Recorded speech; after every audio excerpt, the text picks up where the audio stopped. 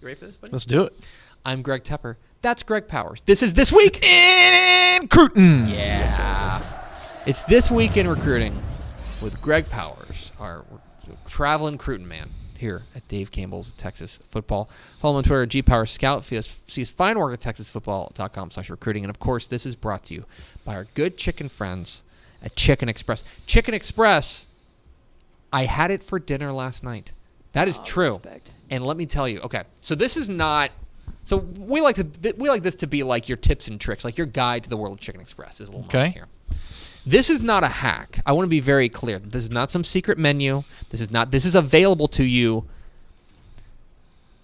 Turning the combo into a dinner. Okay? So if you don't know, like I get the number one combo. It's the 4 tendies, right? Yep. Half and half. I don't have to go through my whole order. But if you can substitute a drink for an extra side. And let me tell you, last night I was taking it home. So like I have water, and I need to hydrate anyway. I need to have some water. And don't get me wrong, they've got excellent fountain stuff there. The fountains usually no doubt. are hitting. But if you're taking it back home, I've got get stuff that there. extra side. Had no idea. Bonus corn nugs. Yeah. I had no idea So about you call that it, either. instead of the combo, it's the dinner. There's your hack. Okay. Yeah. And again, available to everybody. That's like actually valuable information. That's valuable information. Yeah. I did it. It took us 1,584 episodes, but I provided valuable information. Way to go, Tep. Yeah, that's big. Fantastic.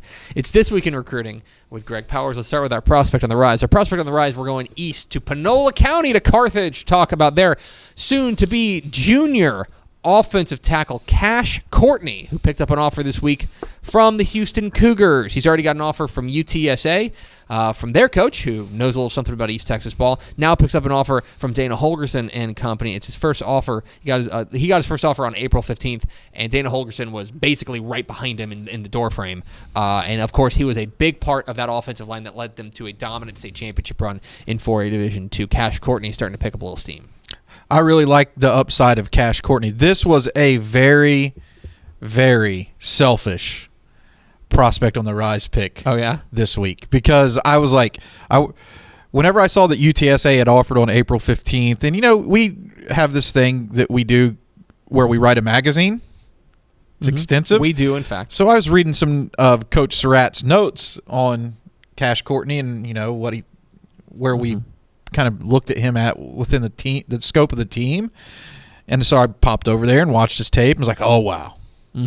This dude can play. And what I like about him so much is that he's kind of grown up in front of our eyes, up to 6'5", 255. He probably played at about 240 last year. So he's like blossoming right now. And I wanted to selfishly take the opportunity to be like, oh, maybe we can look back. And I was really the first one to talk about Cash Courtney. So shout out to Coach Surratt out at Carthage for listing Cash on the questionnaire and kind of tipping us off before these couple of offers kind of came in. And if you didn't know this, Surratt's son, Jet, he's going to be the quarterback there at Carthage. He picked up UTSA and Houston offers too. So Cash Courtney's going to be probably protecting Jet Surratt's blind side. Let me tell you, he can spin it too. Yeah. That's like, yeah, he can spin it. But Cash Courtney was, to go out there and to plug in on that offensive line where, and to perform as well as he did in that offense was awfully impressive as a sophomore, I think. And he's one of 11 starters back. Future is very bright at Carthage. Stay tuned for more hard-hitting analysis here on Texas Football Today. Yeah, Carthage, going to be pretty good.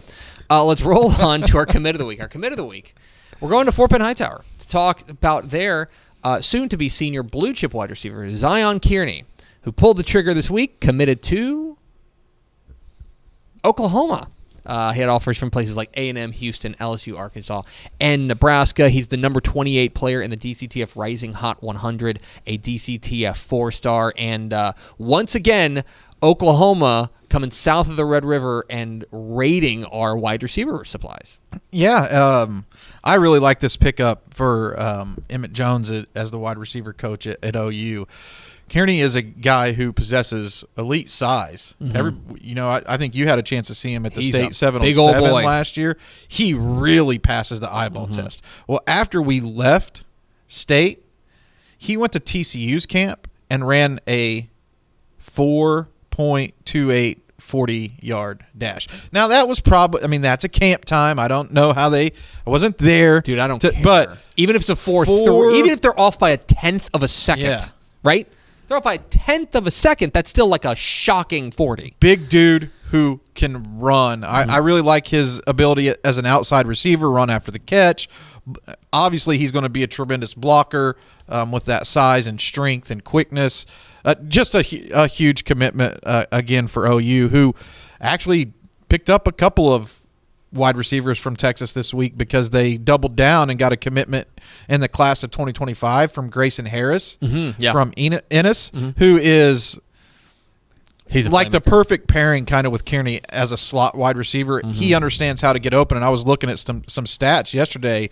I think he has a chance to creep up on that leaderboard with a 4-year career there, for all-time receiving yards in the Lone Star State, maybe receptions. Like he put up a lot of numbers. I think he's went for over 2,200 in his 2 years playing at Ennis as a freshman and a sophomore. Just entering his junior year, But it's already a big week for Oklahoma in the wide receiver room as they pick up Zion Kearney, the wide receiver from Fort Benton Hightower. It's This Week in Recruiting with Greg Powers. You can follow the conversation, #TF Today. Let's move on to our underclassmen of the week. Our underclassmen of the week are going down to Southeast Texas, where we're going to stay for the next two. Talk about Port Arthur Memorial, soon-to-be junior defensive end Michael Riles. Picked up an in-state offers this week from Texas, Texas A&M, and Baylor. He's already got other in-state offers from Houston, SMU, Texas State, Texas Tech, and UTSA. So let's see, that's 8 of the 13 in-state FBS teams he's got offers from. And I might not even have listed them. I just... you get to a certain point in these articles, you're like, if I list more than 8, it's good enough. So go to TexasFootball.com/recruiting to see all of the the offers for Michael Riles. But suffice to say, he is no longer under the radar. Michael Riles is making noise. Yeah, and he is, as a matter of fact, On3.com named him the number 1 prospect in the state in the 2025 cycle. So I would expect his attention level is high right now, and you're kind of seeing as coaches go through and make offers in the spring evaluation period. Michael is one of those guys who's at the top or towards the top of a lot of those must-see lists, and it's starting to pay dividends with a lot of scholarships. One of those offers too came in this week, and I just got it. I think it was Missouri. I think Missouri, your alma mater, also offered Riles this week. I got some. Got some bad news. Got some bad news for you, Tep. No. Let's have a beat for a moment. Hey, Pickle, did you hear that Missouri offered Michael Riles? Pretty cool, right? Yeah, he ain't going. Anyway, he ain't going to Missouri. Thank you, Powers. He ain't going to Missouri. This is less fun than I thought it was going to be. There's breaking. More breaking.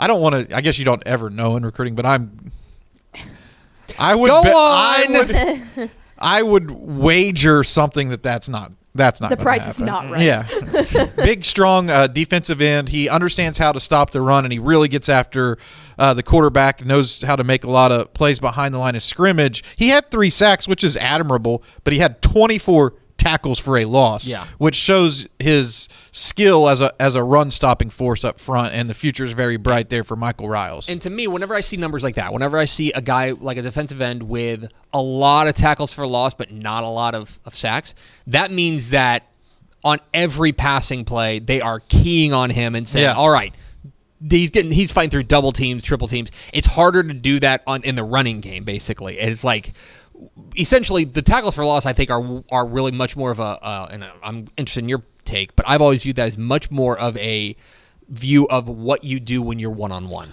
Yeah, I like to look at tackles for a loss and tackles in general if you're a defensive lineman, because it shows that you're not just a one-trick pony, right? Like, you're not just pinning your ears back or bull rushing to try to get after the quarterback, and that's what you do. He obviously understands how to play with leverage, use his hands, get off of blocks, and find the football, which are all very important things as you transition to the next level. He's also 230 pounds as a sophomore right now, and he's going to want to push up to around 250, 260 by the time he's playing in college, and I think that he has the frame to develop that mass. Yeah, he is a star, most certainly. Let's round it all out with our recruit of the week. Our recruit of the week, we're going down to Silsbee to talk about their superstar wide receiver, Draylon Miller. Where is he in our DCTF Hot 100? Number 3. I was going to say number 3. I know he was top 10. Number 3 in the DCTF Hot 100. He announced his top 9. I'm always... 9 feels like an unstable number. But anyway, of those... You like the 10 would have been better? 10 would have been better. Even 8 would have been better. But anyway, he's named his top 9, and those top 9 include only one in-state school, the Aggies of Texas A&M. He's also named Tennessee, LSU, USC, Duke, Florida, Miami, Georgia, and Penn State as his top 9. So we now peer into the crystal ball from Greg Powers, and he's going to tell us exactly where he's going. We'll try. No. Not Missouri. Yeah, not Missouri. Rude! I also think Duke. How do you know that? I also think Duke is a long shot on this list. A good list here. You know, national champions are on it. Tennessee's done a remarkable job recruiting in the Lone Star State this cycle and making relationships that they have an interesting offense. I mean, I guess if I looked at the list, I like LSU, USC, Texas A&M as kind of like the standouts to me. He's already scheduled an official visit to USC. He's going to go see Miami. But if I'm looking for a clue, and You always tell me this is. I'm gonna take your words and throw them back at you. You always say, "Look at what they do, not what they say." Right. That's what you say. Yep. So, what are you seeing that he's doing? Well, I think he loved that visit to USC. He's going to make a quick return trip back. Looked like he had a good time. They have a good offense underneath the direction of Lincoln Riley. But I'm keeping a close eye on that June 29th date because that date where he plans to announce his commitment coincides with a tournament that I think Silsbee will qualify for, which is the State 7-on-7 in College Station. Oh, you're playing 3D chess here. So that's something. I mean, at least that like piqued my interest by looking at that date. Could be totally unrelated, but will he take will he be on an official visit to Texas A&M potentially that weekend or in College Station talking to the Aggies? I don't know. I mean, I don't know how it's going to play out. I don't really have a great prediction on this one or a great read. I'm just trying to read the tea leaves, and that was one that just like, at least if you're following this one closely, that something to think about that you might have overlooked if you're not like a hardcore Texas high school football junkie. That is the type of insights that you come to this show for from Greg Powers, our recruiting analyst here at Dave Campbell's Texas Football. Follow him on Twitter at GPowersScout. See his fine work at TexasFootball.com/recruiting. I'm getting the finger from because we used Ashley to Pickle.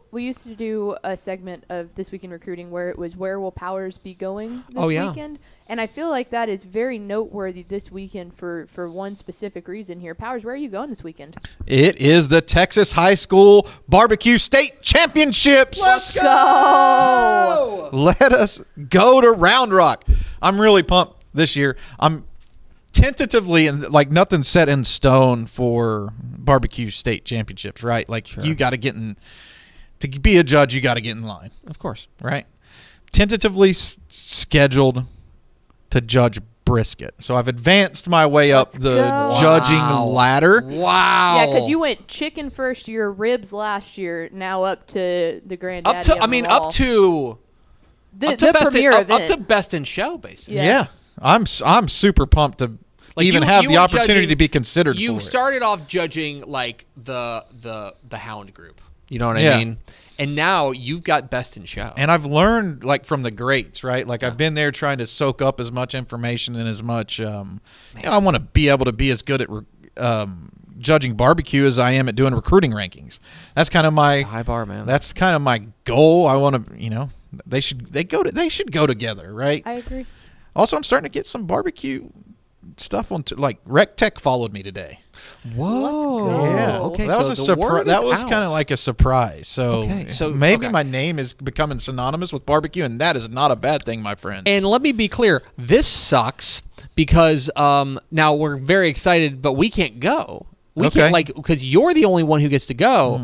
For those who didn't know, Mike Craven's joining me. Mike Craven's joining you, but the rest of us, it's the same day as the Texas High School Football Hall of Fame induction ceremony, which will be great and will be brought to you live on for free on Yeah. TexanLive.com. Yep. Live free on TexanLive.com. We're really excited about it, but like it had to be the same day. Yeah, like those are two events we look forward to throughout the year, and I love when they're on opposite days because we get to enjoy both of them, and then they happen to fall on that. But Powers will do us right and represent well. They're excited. That I you're will coming. eat.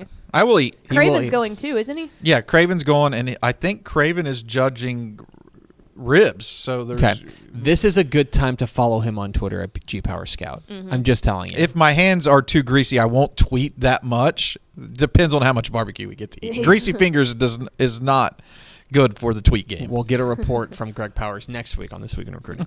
Thanks so much for watching that video. If you would like more and to be notified when they come out, go ahead and click that subscribe button right down there. You can also watch Texas Football Today every day live at noon on TexasFootball.com, Facebook, Twitch, and right here on YouTube. For more of the best coverage of Texas football in the Lone Star State, go to TexasFootball.com/subscribe.